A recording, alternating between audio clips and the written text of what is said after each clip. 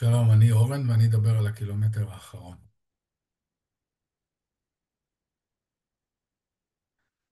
אז מי זו זוהר?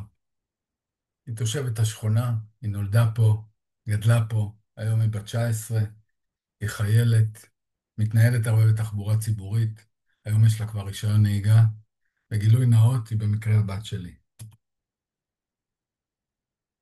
ומה את עושה שאת מגיעה למחלף חמד? מתקשרת לאמא או לאבא שבאו לאסוף אותי. ומה קורה כשההורים לא נמצאים? אז אני לוקחת טרמפ, או שאוטובוס מגיע פעם בשעה. ולמה את בעצם לא הולכת ברגל הביתה?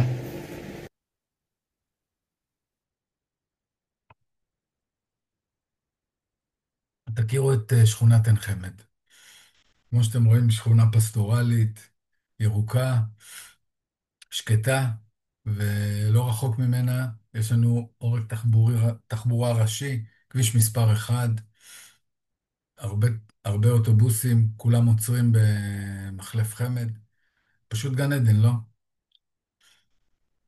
מצד אחד יש לנו את השכונה הפסטורלית, במרחק של קילומטר יש לנו את העורק תחבורה ראשי, אבל כאן הקאץ', פה החוליה החסרה. אין לנו שביל גישה להולכי רגל שמוביל מהמחלף אל השכונה. ולכן לא תראו את זוהר הולכת, ב... הולכת ברגל, וגם לא תראו תושבים אחרים.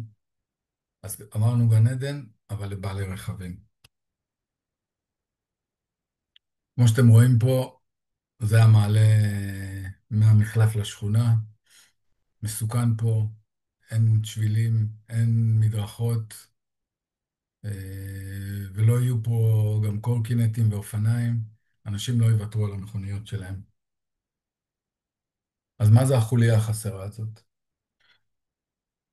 זה בעצם, המושג המקצועי של זה הקילומטר האחרון, זה המעבר מהתחנה הציבורית האחרונה אל היעד הסופי, זה יכול להיות הבית, זה יכול להיות העבודה. זה באמת האתגר בהגברה של שימוש בתחבורה ציבורית, וזה גם יקבע אם אנשים ישתמשו בתחבורה הציבורית, אם זוהר תשתמש בתחבורה הציבורית. ולכן המתכננים שמים על זה הרבה דגש כדי לתת פתרון טוב מקצה לקצה. מושג נוסף שאני רוצה לדבר עליו זה מדד ההליכתיות, וזה בעצם הקלות והרצון ללכת בשכונה. זה מושג רחב, כולל הרבה אספקטים.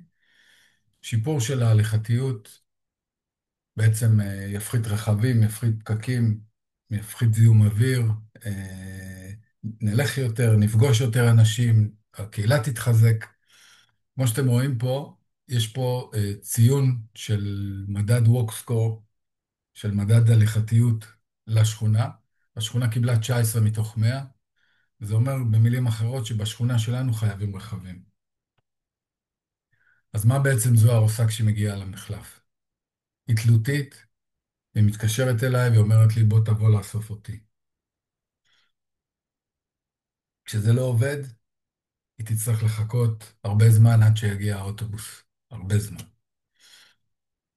נחרדתי לשמוע שהיא גם תופסת טרמפים לפעמים. לפעמים היא פשוט תוותר ולא תצא, וברוב המקרים היא תעדיף לקחת רכב. אז מה ראינו פה?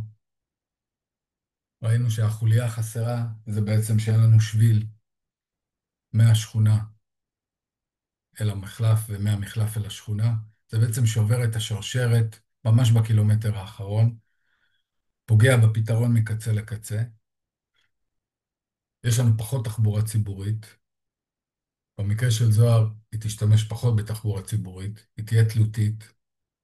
ראינו, לא עלינו, שהיא לוקחת לפעמים טרמפים, הרבה פעמים היא פשוט מחכה הרבה זמן, היא תוותר על יציאות, היא תתבאס, ותמיד תמיד כשיהיה לה הזדמנות היא תעדיף רכב.